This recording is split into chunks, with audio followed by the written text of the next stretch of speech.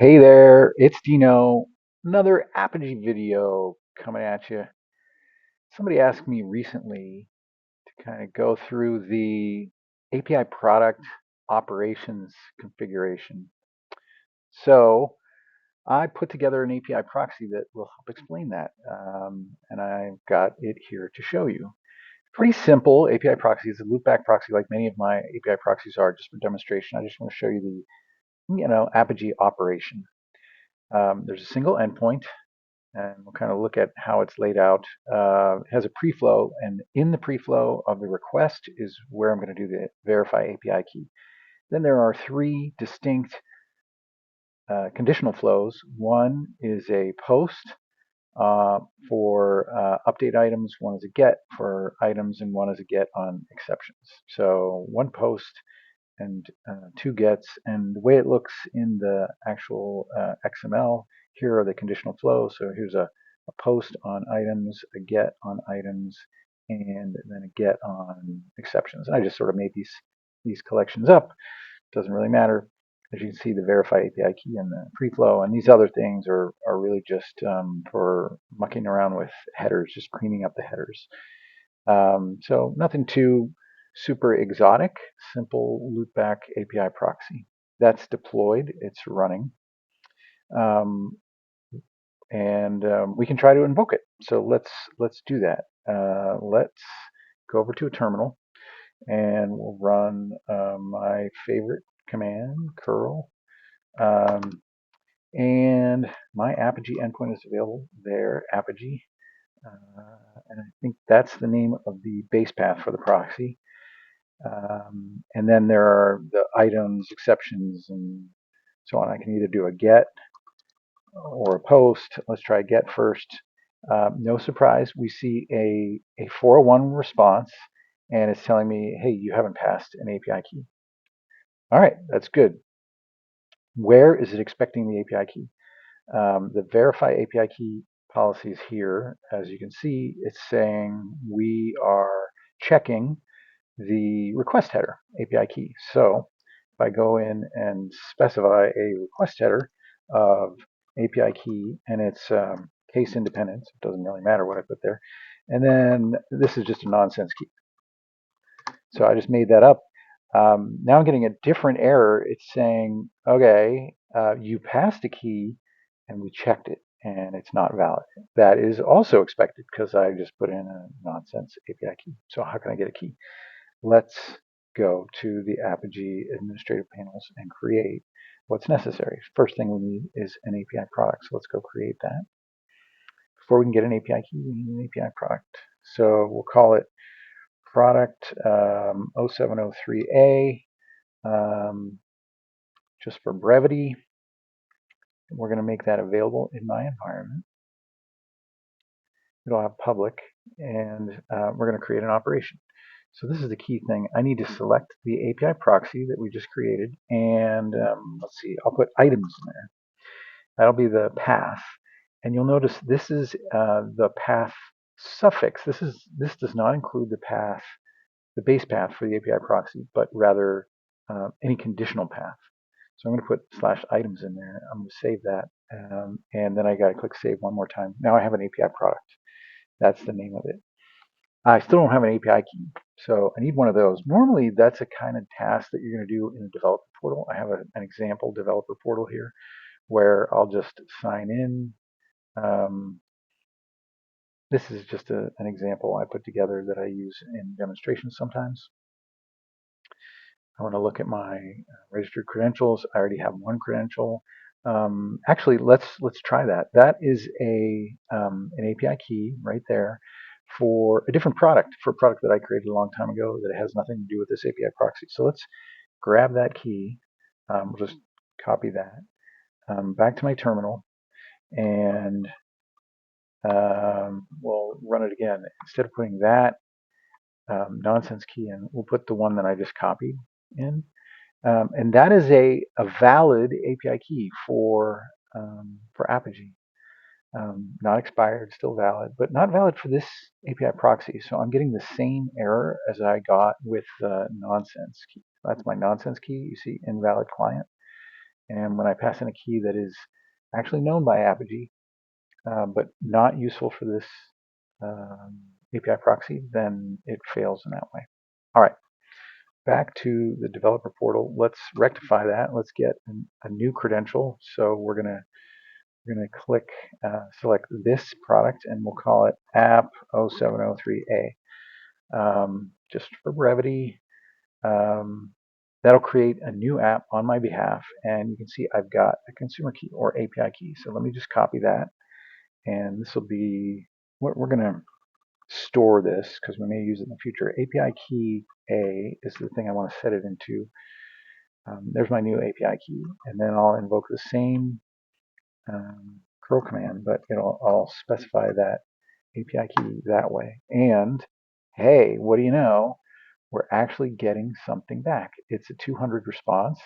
And then what I have is a fixed payload that the API proxy populates. It includes the name of the API proxy, the path suffix that I passed, the developer app name, which it derived when it validated that API key, the API product name, and of course we can get all the custom attributes associated to the developer in the API product. I won't show you that today, but that's also possible.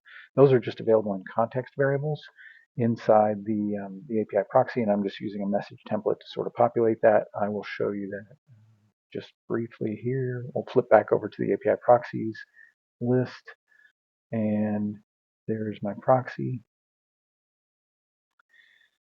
The policy that does that is this one, assign message. And you can see those are the variable names that I'm using to populate this response: developer app name, API product name. These things get automatically populated when you call verify API key. When you do this little magic thing, there's a whole bunch of things that get populated, and I'm just using that in the proxy runtime. All right, so now we have demonstrated that the API key A works for /items, which is expected because that's how we configured the product. Now there's another path in that API proxy, which is, I think it was called exceptions.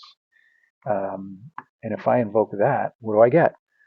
Once again, invalid client. So this API key is good for the proxy, but only for that slice in the proxy, only for the get on /items. If I put anything else in there, it's not going to be valid. So as another example, let's try same API key. We'll do a post on not exceptions. That's not even defined inside the API proxy, but on items. And to make it a post, we'll just pass in, gosh, does not matter, anything as a payload. But we pass in that API key, and once again, we're getting the 401. It's saying not valid. This API key is good for some parts, some operations inside the API proxy, but not all of them. So as expected, we get a 401. All right, let's explore a little bit more. We're going to go back to the, let's duplicate this tab. We'll go back to the API products list in Apigee, and we'll create a new one. So the one that we created just a bit ago was called P0703A, and just as a reminder, it had a single operation, get items on that one API proxy. We're going to keep that one, and we're going to create another one, similarly named P0703B. Let's call it B, something really creative. Set up. Now an operation, once again, the proxy I want is the same one. We're going to use items, and this time I'm going to select a post. Remember, that's the path suffix. Save that. Save that. Now I'm going to go over here and create another app. So you can see I've got my API product there. That's the B, so we're going to call it app 0703B, and now we've got a new consumer key, new API key. So let's copy that, and we'll flip back over to the terminal. So now we're going to set this into API key B. paste that in. So echo API key A is G8W and B is GVN. They're slightly different. All right. So this one allows post on items. So let's try our curl, and we'll put in, this is a post on items. We'll put in API key B. And hey, what do you know? It's working as expected because we allowed that post on the items. What if we use the same API key, but instead of post, it's a get? Is that going to work? No, it's not, because the get on items is an operation that is not present on the API product that this API key is authorized for. So that won't be available. Now, it is possible to create API products that combine multiple operations. We've done two. One allows get on items, one that allows post on items. Let's be a little bit more flexible. And we'll call it P0703C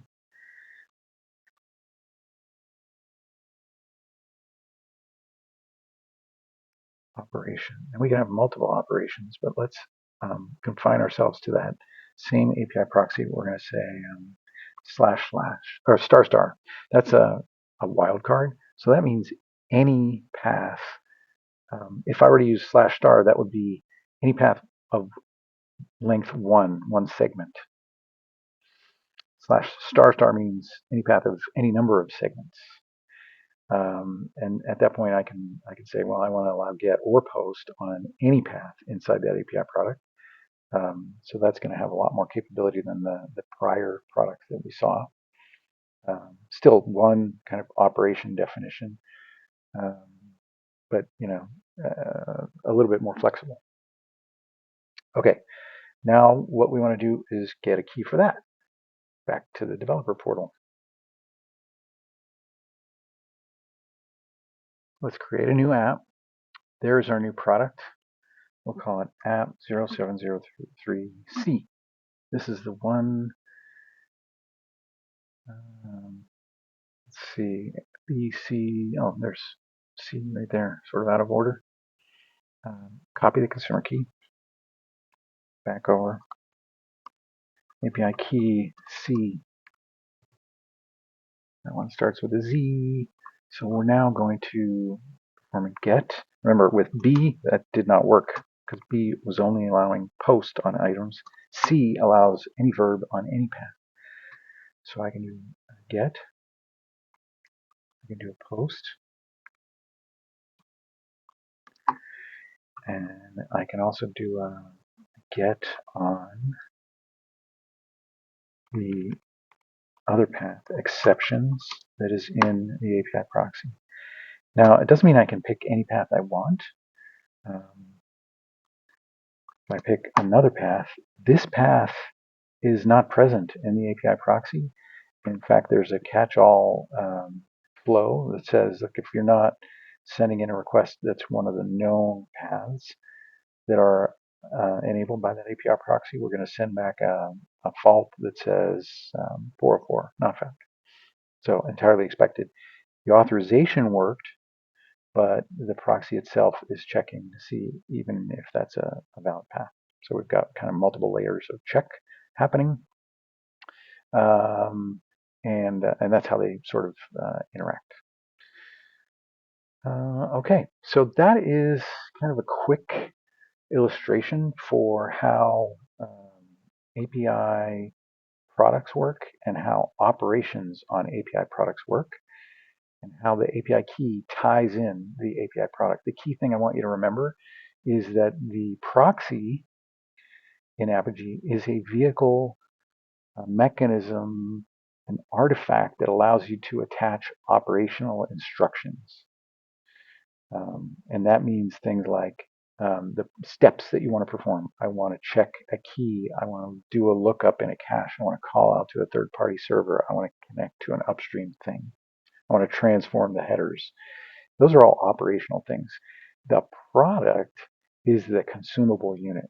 That is the thing that is going to be available to developers in the developer portal. That's the thing. They're going to see a catalog of those things when they create a new app and they get a new credential, it's the set of products that they're going to go through that is the published consumable um, digital product that they get to use.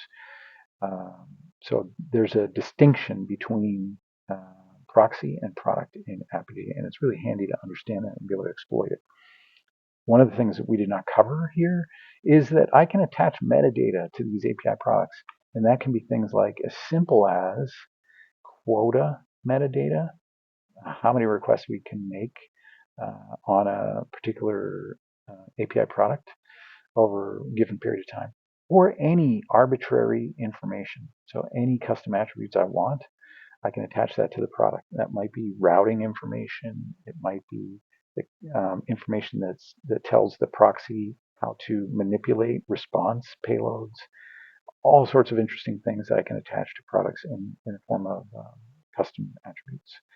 So that's a topic for another conversation, but it's really valuable part of Apigee. All right, that's all I got for you today. I hope this has been helpful. Let me know if you got any questions in the comments there. And until next time, keep it digital.